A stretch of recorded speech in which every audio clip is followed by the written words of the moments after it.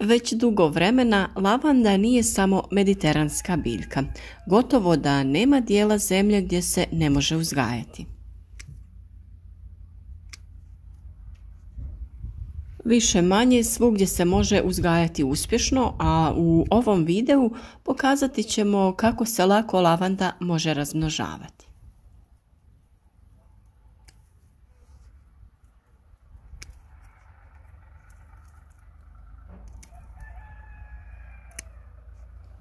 Vegetativno razmnožavanje lavande najbolje je započeti sredinom ili krajem ljeta sa poludrvenastim reznicama.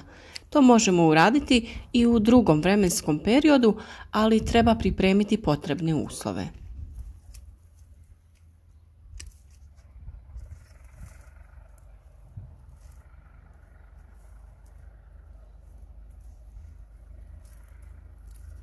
Za vegetativno razmnožavanje lavande na ovaj način reznice se uzimaju sa zdravih matičnih biljaka.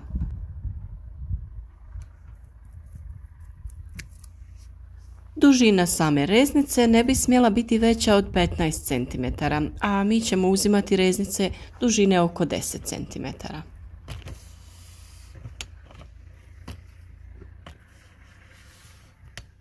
Reznice uzimamo sa vrha biljke na način da ih jednostavno režemo voćarskim makazama.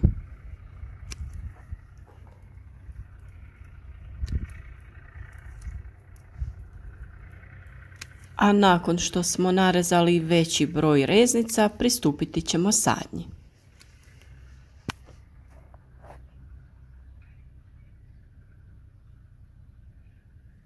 Kao mediteranski trajni grm lavanda ne bi trebala nedostajati ni u jednom vrtu. Iako skromnih zahtjeva, bogato i dugo cvate uz prekrasni miris, te vrtu daje posebnu živost jer privlači mnogobrojne leptire, bumbare i pčele. Koristimo je kao samonikli grm u skupinama ili za ukrasne živice. Sadnice lavande kao i odrasle biljke trebaju otvoreni sunčani položaj. Ne vole sjenovita mjesta pa neće dobro rasti u neposrednoj blizini većeg grma ili ispod drveta. Vrlo je otporna na hladnoću i sušu, a nije ni posebno zahtjeva prema vrsti tla. Važno je da je zemlja odsjedita i da nije kisela.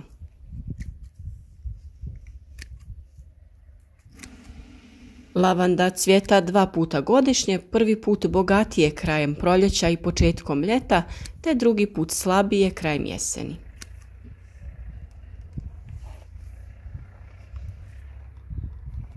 Lavanda je lijepa i u velikim kamenjarima gdje ih možemo saditi pojedinačno pa podsjećaju na svoja prirodna staništa.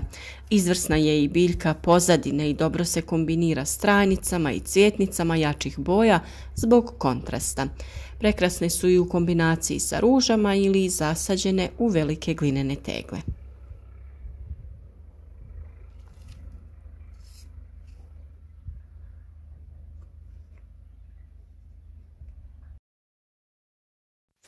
Za naše reznice potreban nam je supstrat koji treba biti propustan i prozračan, a to znači da se u njemu ne smije zadržavati velika vlažnost, a pored toga treba imati mogućnost da zadrži određenu količinu vlažnosti u sebi.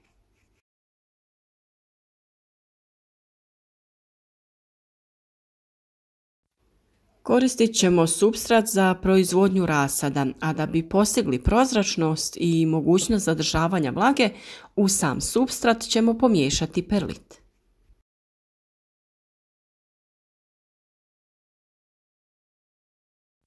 Supstrat se potom stavlja u PVC ili stiropor kontejnere namijenjene ukorjenjavanju reznica ili u sanduke ili gredice smještene u zaštićenom prostoru.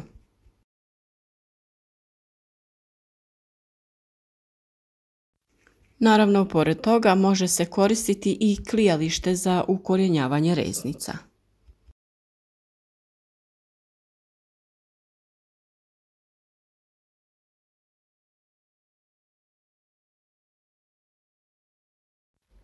Listove sa donjeg dijela, to jest ove iglice, treba ukloniti i tako pripremljena reznica može se tretirati sa hormonom za ukorjenjavanje.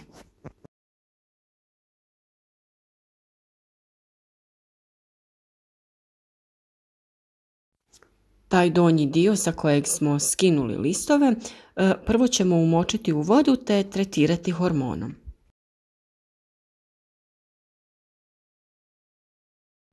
Koristiti ćemo hormon za ukorjenjavanje koji dolazi u praškastom obliku.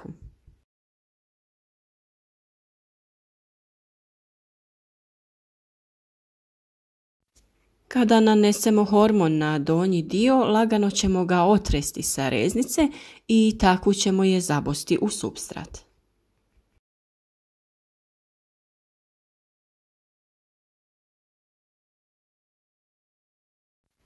Reznice se pikiraju gusto jedna do druge na razmak od 3 do 4 cm ukoliko se koriste sanduci, gredice ili klijališta.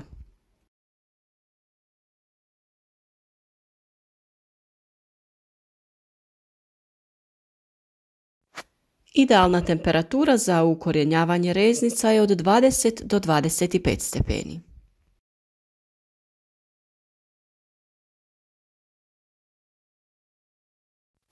Kod razmnožavanja biljaka pomoću reznica potrebno je obratiti pažnju na transpiraciju.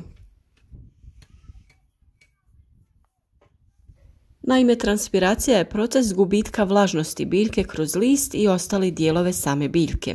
Samo 1% vlage koju biljka upije putem korijenovog sistema iskoristi se za razvoj same biljke, a većina te vlage iz biljke izlazi preko lista.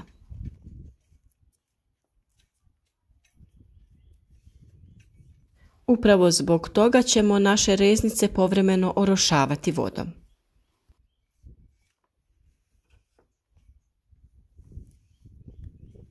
Prekrivanjem kontejnera PVC folijom ili agrilom djelimično rješava problem isparavanja vlage, ali tada se javlja problem sa viškom vlage u zraku.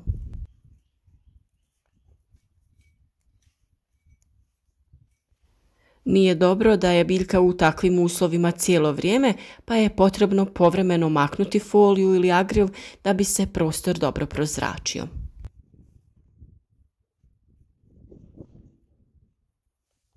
Taj proces radimo sve dok se biljke potpuno ne ukorijene.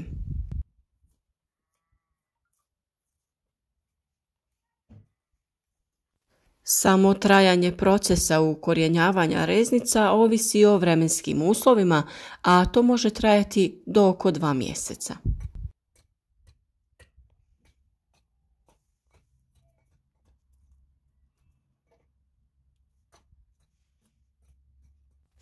Nakon što se reznice ukorijene, potrebno je iste presaditi u zasebne saksije prikladne veličine.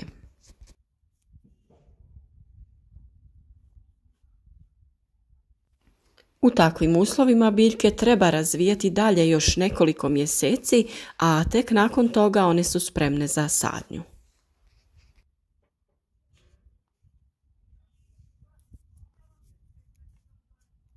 Kada smo reznicama popunili čitav kontejner, sve ćemo obilno zaliti vodom.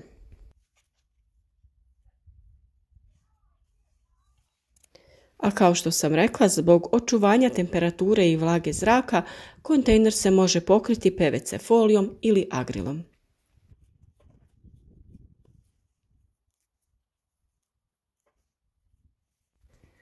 Osunčan, prozračan položaj uz blagi nagib tla odličan je odabir za sadnju i dugotrajniji uzgoj lavande u vrtu.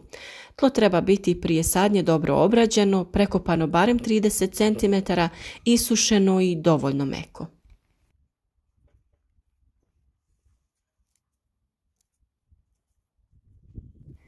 Dodavanje oštrog pijeska ili istrunulog komposta kod težih tla dati će biljci dobar start za rast. Sadite vaše biljke tako da imaju dovoljno zraka oko sebe kada narastu i razviju cvjetove.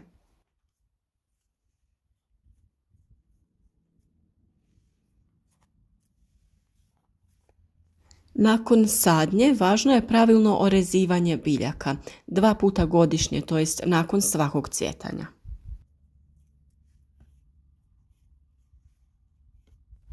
Bez redovitog orezivanja lavanda prerano ostari i iz godine u godinu raste sve neuglednije.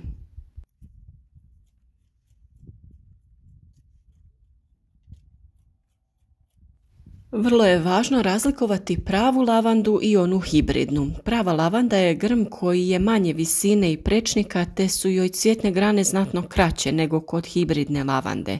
Listovi prave lavande su sivo-zelene boje, nasuprotni, uski, cjelovite ivice, dugi 3 do 5 cm, a široki od 2 do 5 mm. Naličje listova prave lavande je obraslo sitnim dlačicama, dok listovi hibridne lavande su zeleni, slabo dlakavi, te nešto duži, 5 do 7 cm, i širine od 8 mm do 1 cm. Prava lavanda obično cvjeta u junu, a hibridna nešto kasnije.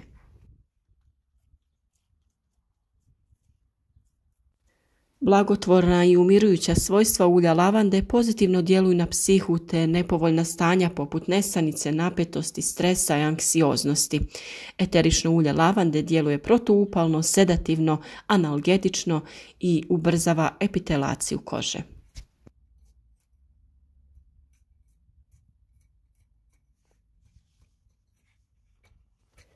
Lavanda je jedna zanimljiva i nadasve korisna biljka i svakako ćemo o njoj još dosta pričati i posvetiti pažnju njenom uzgoju, načinu primjene i njenoj ljekovitosti.